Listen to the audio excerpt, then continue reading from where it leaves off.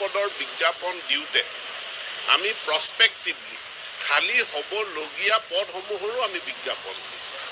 অৰ্থাৎ 31 মাৰ্চত 2025 আমাৰ LP, UP আৰু ছেকেণ্ডেৰী গোটেইখিনি মিলাই প্ৰায় 8,500 পোষ্ট খালী হৈ যাব 31 মাৰ্চলৈকে। গতিকে আমি 31 মাৰ্চলৈকে ৰখি নাথাকি আমি যদি এতিয়াই বিজ্ঞাপন দিওঁ তেতিয়াহ'লে খালী হোৱাৰ লগে লগে সেই সময়ত আমি তেওঁলোকক নিযুক্তি দিব পাৰিম। গতিকে সেই বিজ্ঞাপনটো মানে খুব সোনকালে প্ৰকাশ পাব আৰু মই বিজ্ঞাপনটো যেতিয়া প্ৰকাশ পাব সকলোৱে আবেদন কৰিব পাৰিব।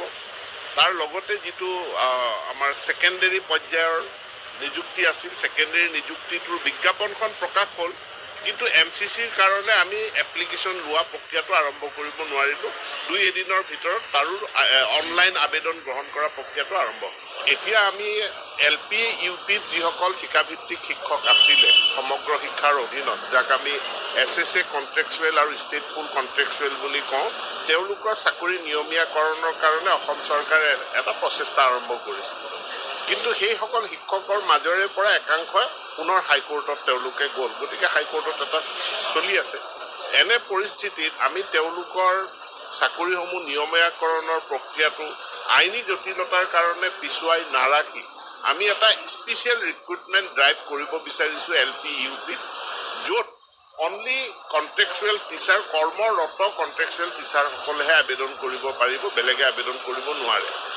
তো এই প্ৰক্ৰিয়াটো খুব সোনকালে আৰম্ভ হ'ব।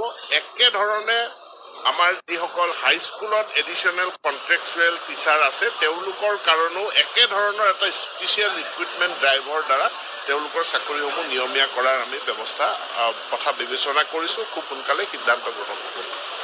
টিচাৰ ট্ৰেন্সফাৰ পৰ্টেলৰ জৰিয়তে শিক্ষকৰ বদলীকৰণ প্ৰক্ৰিয়া খুব সুন্দৰভাৱে চলি আছে।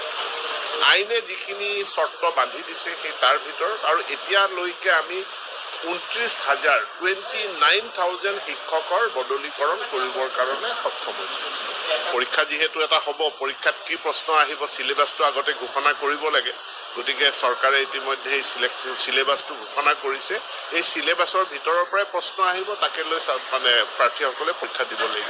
আনন্দৰাম বৰুৱা বঁটা দিয়া হ'ব আৰু তাৰ কাৰণে ইতিমধ্যে প্ৰক্ৰিয়াটো আৰম্ভ হৈছে। আনন্দৰাম বৰুৱা বঁটা যিসকলে মেট্ৰিক পৰীক্ষাত 75% এণ্ড এবভ তেওঁলোকে পায়, নম্বৰ পায়, তেওঁলোকৰ কাৰণে এই বঁটাটো দিয়া হ'ব।